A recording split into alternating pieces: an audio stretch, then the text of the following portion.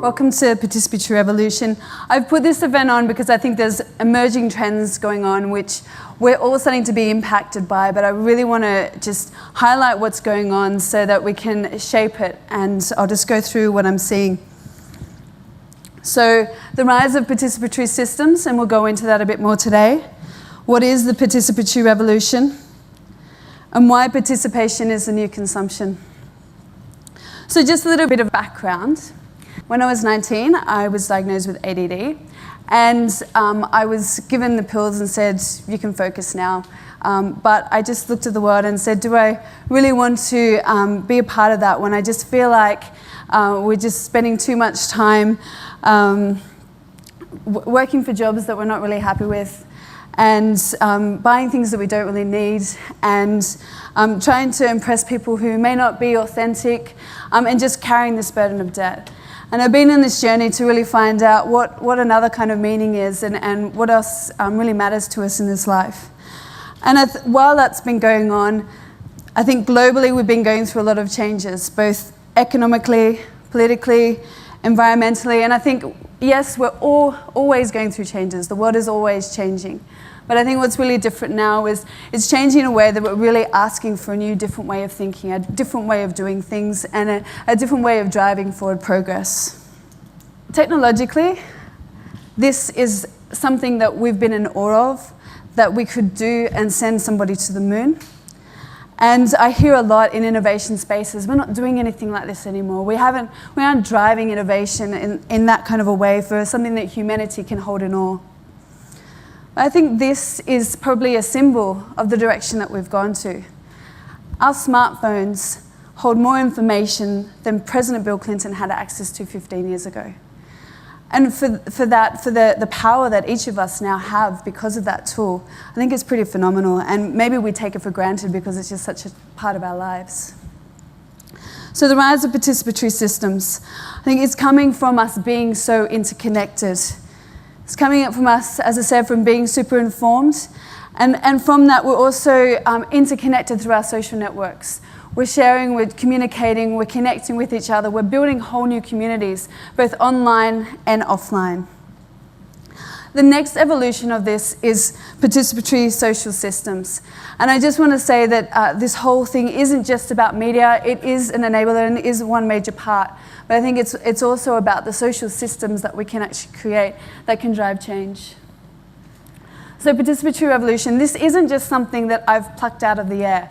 This is actually a trend that's been identified by many think tanks in the US.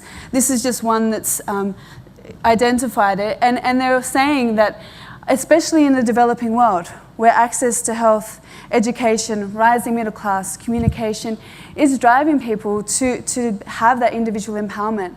And it does have the potential to solving mounting global challenges that we have. So I had to put my definition up here of what participatory is. It is the opportunity for individual participation. And revolutions, I'm not saying this to cause anarchy or chaos. I think we've already been through a revolution this century, and that would be information revolution.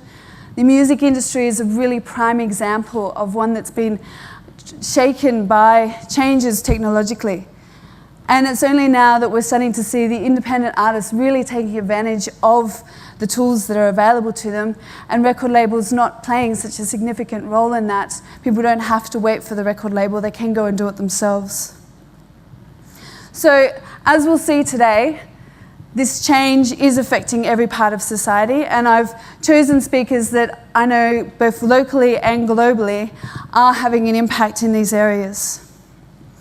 And I just want to give a few examples. I think financially it's really interesting to see. Kiva is a prime example of what's happening in the developing world, where people that haven't had funds are able to loan money online.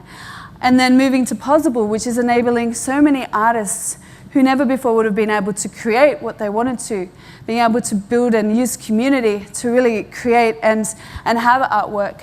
Society One is about peer-to-peer lending. And by donating $20, multiplying that by thousands, we're able to loan money. You're not relying on banks anymore. We're not relying on these massive institutions. Yes, it's still small and weak at the moment as far as a new mode of doing things, but if we've come so far in the last 20 years, imagine how far we'll go in another 20 years. This actually, to tell you the truth, this is actually probably the reason why this event is on. I was talking to the festival curator about this guy. He's a Sydney-sider. Who here uses Strip View?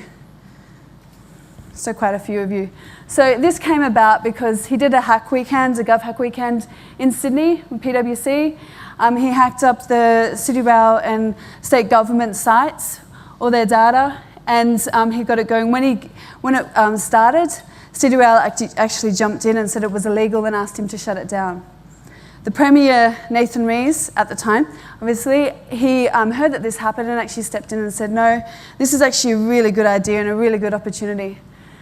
And interestingly, when you talk to New South Wales transport guys now, they actually say they prefer using this app than their own app. So something else that I want to just really frame, and this is an area that I will continue to develop and explore over the coming years, is about participation being the new consumption. I think we see the language just across marketing, policy, how we consume media, how we consume food. It's all about consumption. But what if we view that as participation? And these trends are emerging to enable that. But if we can drive and shape participation in a way that we would like to, I think the opportunities are endless. So creating real value is something that's coming up again and again, and that is through empowerment of individuals, through participation, but through being authentic. We're seeing that with viral videos. You can create one, but if it's not engaging or connecting, nobody's going to share it. And this is a great shift, because before we were forced these videos or ads on TV, but now it has to be engaging for us to actually want to share it. Now in my work, social entrepreneurship, emerging conversations and corporations through things like shared value, through things like placemaking, value is seen as more than just economic value. And by looking at it with a holistic view, socially, environmentally, politically, culturally, there's actually an opportunity to create far more economic value. And it's just by looking at it through this prism. And it is quite a shift. I've done some culture change work where I've seen people, when you ask them to look at, say, another building and try and see the value in that, they can see it. But when you talk about their own work and the work that they're connected with and seeing that value, because of the processes and the frames and the strategies, they aren't able to see it. There's a lot of tools and trends and things that are happening that are really shaping this. And I have a few, obviously I have participatory design, one of the world leaders in participatory design, Paul Bennett, coming in this afternoon to talk. Breaking down hierarchies, I think, is a really interesting one. We no longer have to have a command control system, a top-down telling the bottom what to do. It's starting to shift, and people like Steve Hopkins and Yammer, their model is really adapting to change and really adapting to these new opportunities where you're tapping into the people that are really engaged with what's going on the grounds, and that management is actually shifting their role to be one of empowering rather than commanding and telling what to do. In Sydney, it's been amazing to see this growth in co-working, startups, entrepreneurial spaces, but a community. Yes, small businesses always happen, but in the last couple of years, I've just seen this massive communities growing from Ultimo to Darlinghurst, all across the city, and these people that are really connected, sharing, supporting each other. There is still a lot of talk about consumption and consumption online models, but I think the opportunity is there to actually show them that participatory design and systems is an opportunity for them as well. And on that, big business and government are starting to talk to all these co-working spaces about how they can come into these spaces and start sharing and getting these ideas, collaborating, doing innovation workshops, and just really harnessing the power of these people that are on the ground, have these fresh new ideas.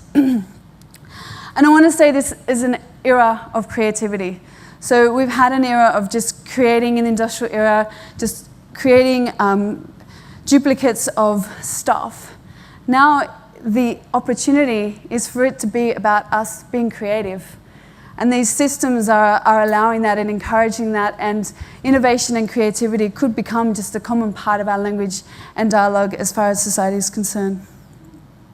So action. I see today as a platform, and I'm just really interested in driving and shaping this conversation in Sydney.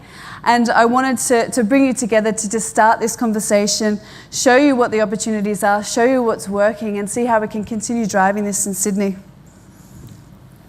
So I'm going to say it now that I will be writing a book on this, and also putting together an advisory panel. But from you guys, a few of the speakers, or probably most of them, will talk about communities that they're already running that you could take part in. Things like with the maker economy, with GovHack. There's just so many opportunities of this emerging, and I want you all to know and see how you can best participate and take part. And change, just in your conversations, if you're thinking about consuming something, think about how you can actually participate. And just in every single part, how can you participate in growing your food? How can you participate in your community? How can you participate in creating art and media? So the other action, and I've already been doing this with a few of you in the room, and I invite you all as we go forward to continue doing this, is about co-creating this. It's about telling me what you see and what you think is the opportunities are and how we can drive this in Sydney. So the vision for Sydney is I see there being a massive opportunity for innovation, action and leadership. We are a very cliche, lucky country, and we aren't reacting to the same kind of economic issues in the rest of the world, but I think that that's an amazing opportunity for us. We can actually show leadership in this. And you know, the people in this room, the cross-sector people that I see, you know, you all are leaders in your own spaces. So I just think we have a massive opportunity to drive and continue this in Sydney.